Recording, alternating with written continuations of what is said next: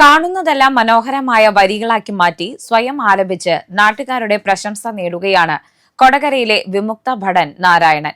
തന്റെ ചിന്തകളും അനുഭവങ്ങളും നാരായണന്റെ ചുണ്ടിൽ പാട്ടുകളായി മാറുകയാണ്. കൊടകര മരത്തോമ്പിള്ളി കളപ്പുരയ്ക്കൽ വീട്ടിൽ നാരായണൻ എന്ന 80കാരൻ താൻ എഴുതിയ പാട്ടുകളെല്ലാം ഉടുക്കിന്റെ അകമ്പടിയോടെ പാടുകയാണ്.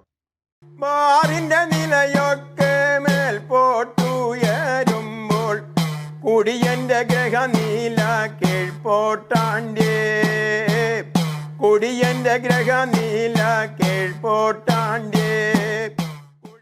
പാട്ടുകൾ എഴുതിയും പാടിയും വിശ്രമ ജീവിതത്തെ ആനന്ദകരമാക്കുകയാണ് നാരായണൻ. 20 വർഷത്തോളം സൈനിക സേവനം അനുഷ്ഠിച്ചിട്ടുള്ള ഇദ്ദേഹം 1971 ഇന്ത്യ പാക് യുദ്ധത്തിൽ പങ്കെടുത്തിട്ടുണ്ട്. സൈനിക സേവനത്തിന് ശേഷം 15 വർഷം കേരള പോലീസിലും സേവനമനുഷ്ഠിച്ചു. പോലീസിന്റെ ജംഗിൾ ക്യാമ്പിൽ വെച്ചാണ് ആദ്യമായി പാട്ടുപാടാൻ തുടങ്ങിയത്. ക്യാമ്പിലെത്തിയ അക്കാലത്തെ പോലീസിന്റെ ഉയർന്ന ഉദ്യോഗസ്ഥനും ചലച്ചിത്ര താരവുമായിരുന്ന ജഗന്നാഥ വർമ്മയാണ് ക്യാമ്പിൽ വെച്ച് നാരായണനോട് പാട്ടുപാടാൻ ആവശ്യപ്പെട്ടത്. 20 കൊല്ലം പട്ടാളത്തിൽ സർവീസ് ചെയ്തു, 71 വാറിൽ പങ്കെടുത്തു.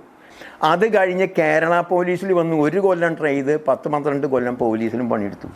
ആദ്യമായി പാട്ട് പാടാൻ എന്നെ പ്രേരിപ്പിച്ച് ജഗന്നാഥോർമ്മ, റിട്ടയർഡ് സ്വർഗീയനായ ജഗന്നാഥോർമ്മയാണ് എന്നോട് ജംഗിൾ ട്രെയിനിങ്, പോലീസിൻ്റെ ജംഗിൾ ട്രെയിനിങ് ഉണ്ടായപ്പോൾ നാരായണ ഒരു പാട്ട് പാടാൻ പറ്റുമെന്ന് ചോദിച്ചു.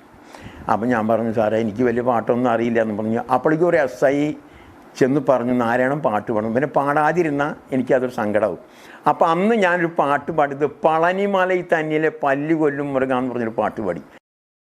അന്ന് പാട്ട് പാടിയതോടെ പാടാനുള്ള തൻ്റെ കഴിവ് നാരായണൻ സ്വയം തിരിച്ചറിയുകയായിരുന്നു.